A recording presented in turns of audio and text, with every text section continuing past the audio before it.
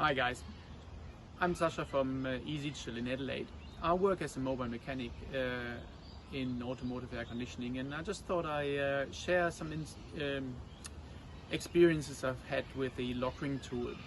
See, this is not a tutorial on how to use the tool, but I thought it got me out of trouble quite a few times when I work mobile on certain cars and go onto a site, find a hose rub through or a pipe rub through, and went out a lot of times, bought expensive hoses, OEM from the manufacturers, and with the Lokring tool I reckon it gets you out of trouble when you can just cut a piece out of the hose or out of the pipe and just repair it. And if you have a look at it, see this one side I made already, which is basically was cut through, and I just replaced the piece that was cut.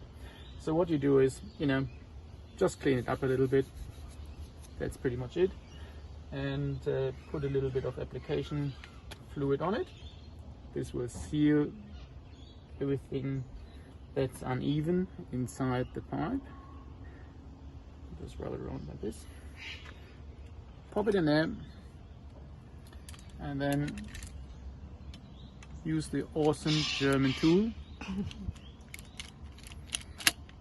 Pop it in there, crimp it together,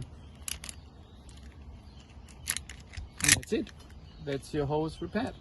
So this will turn 360 degrees in every direction you need to make it up.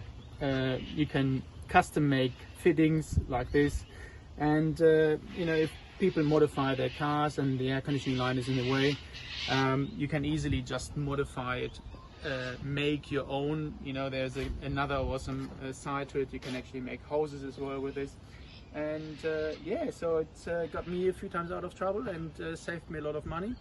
And if you, I was really glad that Martin from Highgate suggested it to me to try it, and it's just so easy and straightforward. And there are many videos online that show you how to do it as well. So I reckon give it a go and see what you think. All right, bye for now.